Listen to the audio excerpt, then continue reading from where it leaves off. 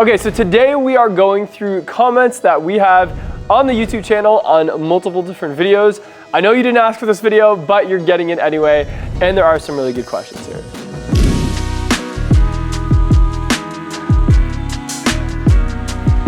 Can my RX take regular gas? A little bit of a tricky question. So technically, the new RX 350h says that premium gas is recommended, and that the RX 350, the turbo, is that premium gas is required. So what that means is on the hybrid RX, the way Lexus measured the fuel economy was using premium gas, but it doesn't necessarily mean it needs it or that you will sacrifice any reliability. But on the RX 350, the turbo model, you do need to have premium gas because that's what the car says it needs. What's Dustin's suit tailor's name? That's an easy one. His name is Kunal. He's at London Bespoke. You should check him out. How do I boost my hybrid UX? Really tricky question. And I did it wrong for years. And in fact, here at the dealership, there was a time that Steven ended up frying a bunch of modules by boosting the UX wrong. Let me show you how to boost the hybrid. So on this RX, once I pop the hood, you'll see there is no car battery under here. There is some gadgetry and there's some orange lines, which are like the high voltage hybrid stuff. However, there is no car battery. But what we do have is this little fuse box off to the one side. And on other hybrids, it's the same idea, just packaged a little different like on the UX. In this fuse box, there is a little terminal with a plus on it. What you do is you pop that up, and I'm gonna use my little gator clips. If you're boosting a car, you're using bigger ones than this, but I'm just gonna show you. And what you would do is clamp your positive to that gator clip. And now for the negative, you still, even though we're not boosting from here, you still need to find a good piece of ground that's not like another module. So like, don't slap it to the side of the inverter that I can see. What we want is something structural. So down there a little ways, I can see a little bit of structural. And what we're gonna do is clamp that to there.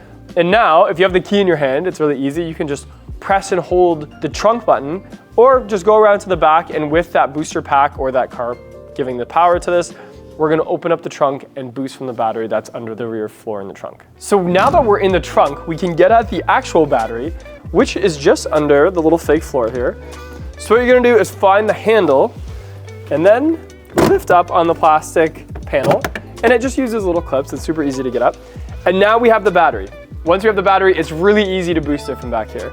So you're just gonna have positive to positive, negative to negative, go inside, start the car, and it'll actually start. Now with a hybrid, sometimes it doesn't like act like you think it's gonna. Like, you might get inside and then the system fires up and maybe the gas engine doesn't right away, but still you're good to go as soon as you initiate that. So just keep that in mind. Does Dustin sleep in his suit? Yeah, sometimes I do. But usually that's like after a wedding, or if I'm here late filming all night, or if it's month end, or if it's during the Lexus 5-day event. Anytime I'm tired, sometimes at work I sleep in my suit. But yeah, answer is yes. How long does a hybrid battery last? Well, at this dealership, we've been selling hybrids since like the late 90s. And as far as I know, we've only replaced a couple through warranty like that we've actually had to. One was like sitting in a field in Florida for a couple years and was being driven, so it overheated. And I think another one was something fluke. But my point is that they don't fail very often. And even if they do, the warranty that's on them is like 10 years. Because how Lexus did it is the battery never really gets fully depleted and it never really gets fully charged. So it's always working in that middle ground. And because of that, and because of the fact that there's still a gas engine, like the powertrain components and the EV components are never working sort of like fully independently, like they're always helping each other. And because of that, they last longer. Why doesn't Lexus have more EV cars? Well, right now EV cars aren't doing so well in the marketplace, so I'm kind of glad that we don't have more EV cars. But right from the beginning, Lexus and Toyota said they weren't gonna conform to some of the demands that, you know, governments and other industry specialists were saying about going full EV. Instead, they said hybrid is the way to go. And the sort of rule of thumb with that is you can make a lot more hybrids with the same resources that you would be able to make one EV car, and you'll be able to make them a lot cheaper too. And in turn, if the goal is to save the environment, having 80 cars on the road versus one car on the road that's EV is a much better solution. Does the 2024 version have a halogen turn signal? Well, depends on the car, but let's check. Okay, let's see if the 2024 RX has a halogen turn signal. So as we get up close with the turn signal on, you'll see it's that LED strip. However, I don't think every car in the lineup has LED turn signal. So let's try the ES as well. Okay, so the 2024 ES in the package that's behind me is definitely a halogen bulb. Which is a better family car, the ES Hybrid or the NX Hybrid? And I'm concerned about space. Well, it depends what kind of space you need. So the ES has a more spacious feeling interior in terms of like the cockpit and the back seat space. So if you have like 3 kids in the back or 3 humans in the back, the fact that the ES is a little bit wider is more comfortable for them. But if you're going up to the cottage and you need more cargo space and a taller cargo space, having the fact that the NX is like a hatchback design is gonna be a little bit more versatile for that sort of space. So I would say if you need cargo space, do the NX. If you need people space or just comfort space, do the ES because that one technically is more space inside. Can you hook up a tow bar? Yes, all Lexuses, I think all of them, have a tow bar kit, usually under the rear floor, and that just screws to the front of the vehicle. Is the IS as comfortable as the ES? The short answer is no. I find the ES to be one of the most comfortable cars in the lineup. The size, the weight, the width, the wheelbase of it, all of those things create a really soft ride. Now the IS is still super smooth. I'm driving one right now every day to work, and it's got great handling characteristics and it's still a soft, quiet ride, but it's still a little bit more road feel than the ES. Ooh, here's a touchy one. Why are Lexuses stolen so easily? This is one that I get all the time.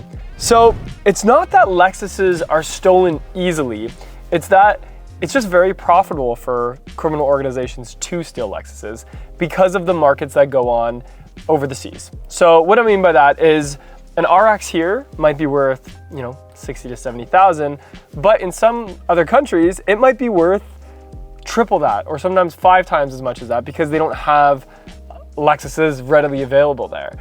The other thing is, for many years, Lexus had a very easy to work on powertrain that everybody knew how to fix, and even when it barely ever broke down, but when it did, it was easy. And because of that, even these places that didn't have Lexus could still fix them anytime they broke. And that created this really big market for people to steal cars. And it's very unfortunate because as a brand, we want our cars to be here and we want our guests to be safe and feel safe with their purchase of a Lexus. So just know that it's not like an inferior security system or something like that. It's just that other reason. And I do find it's getting a little bit better right now. And I was a little nervous that it wasn't gonna get any better at one point. So yeah. Okay, a couple more fun ones. What would Dustin buy if he were to buy a Lexus right now?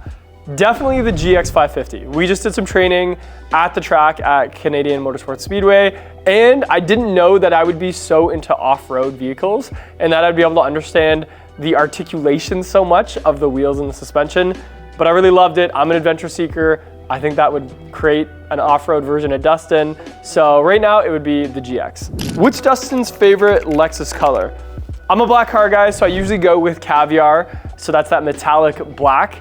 However, I've been driving an ultrasonic blue IS, and right now with the summer, especially like at sunset, that color is super, super sharp. So I also do really like the ultrasonic blue.